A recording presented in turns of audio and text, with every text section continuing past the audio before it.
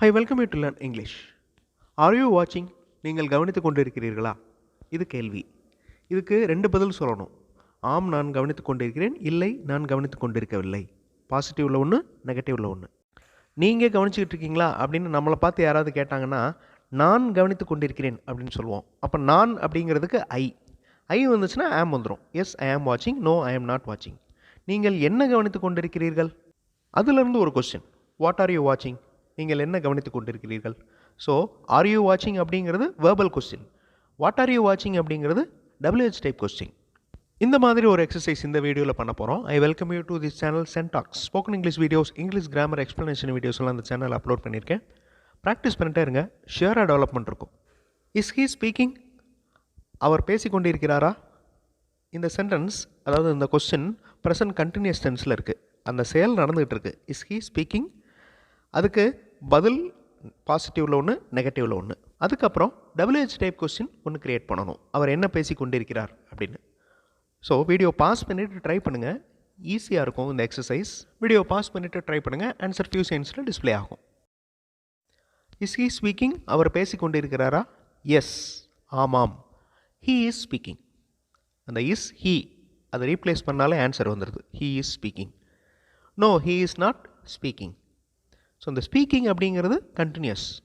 கொஸ்டினில் இருக்கிற அதே டென்ஸ் ஆன்சர்லேயும் வருது. அதே மாதிரி WH டைப் கொஸ்டின் பாருங்கள். What is he speaking? அவர் என்ன பேசி கொண்டிருக்கிறார்?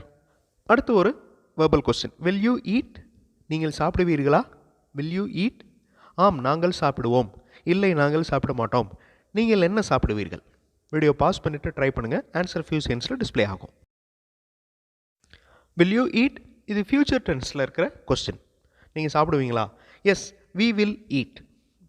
ஓகே, அந்த யூ அப்படிங்கிறது சிங்குலராக இருந்துச்சுன்னா ஐ அப்படின்னு வரும். பன்மையாக இருந்துச்சுன்னா வி அப்படின்னு வருது. Okay, will you eat? நாங்கள் சாப்பிடுவோம். நான் சாப்பிடுவேன். Okay. No, we will not eat. What will you eat? நீங்கள் என்ன சாப்பிடுவீங்க? இது சரியா? Is this correct?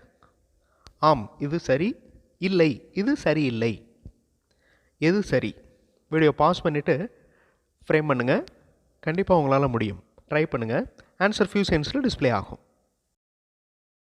Is this correct? இது சரியா? Yes, this is correct. ஆம், இது சரி. No, this is not correct. இல்லை, இது சரியில்லை. What is correct? எது சரி? இங்கிலீஷ் மாடல் சென்டென்சஸ் பார்த்தோம். இங்கிலீஷில் பேசுகிறதுக்கு, எழுதுறதுக்கு ப்ராக்டிஸ் பண்ணலாம். இங்கிலீஷ் மாடல் சென்டென்சஸ் இருக்கிற வீடியோஸ் இன்னொரு சேனல் சென்டாக்ஸ் ப்ளஸில் அப்லோட் பண்ணியிருக்கேன். சேனல் வீடியோஸ் பாருங்கள், கண்டிப்பாக உங்களுக்கு யூஸ்ஃபுல்லாக இருக்கும். R you writing? W silent, அதனால் ரைட்டிங் அப்படின்னு தான் வாசிக்கணும். R you writing? நீங்கள் எழுதி கொண்டிருக்கிறீர்களா? ஆம், நாங்கள் எழுதி கொண்டிருக்கிறோம். இல்லை, நாங்கள் எழுதி கொண்டிருக்கவில்லை. நீங்கள் என்ன எழுதி கொண்டிருக்கிறீர்கள்? இது WH type question. Video pause பண்ணிவிட்டு ட்ரை பண்ணுங்கள். ஆன்சர் ஃபியூ செகண்ட்ஸில் டிஸ்பிளே ஆகும். Are you writing? நீங்கள் எழுதி கொண்டிருக்கிறீர்களா? Yes, we are writing.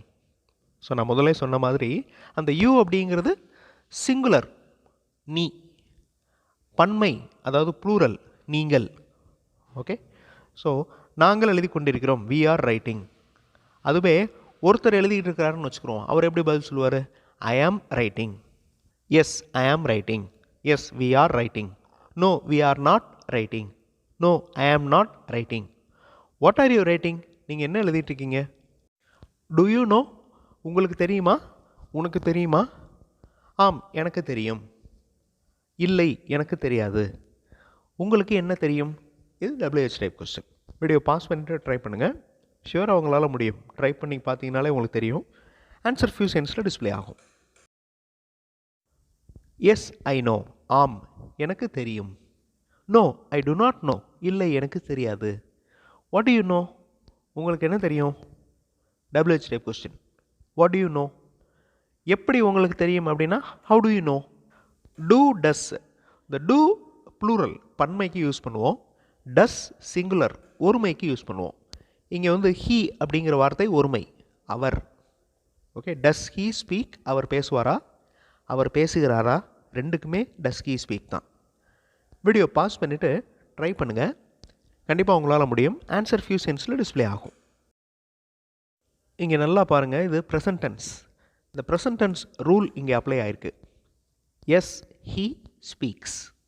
இந்த ஹீ ஷீ இட் இது மாதிரி சிங்குலர் சப்ஜெக்ட் வந்துச்சுன்னா வேர்போட எஸ் ஆட் பண்ணுறோம். Okay, yes he speaks. No he does not speak.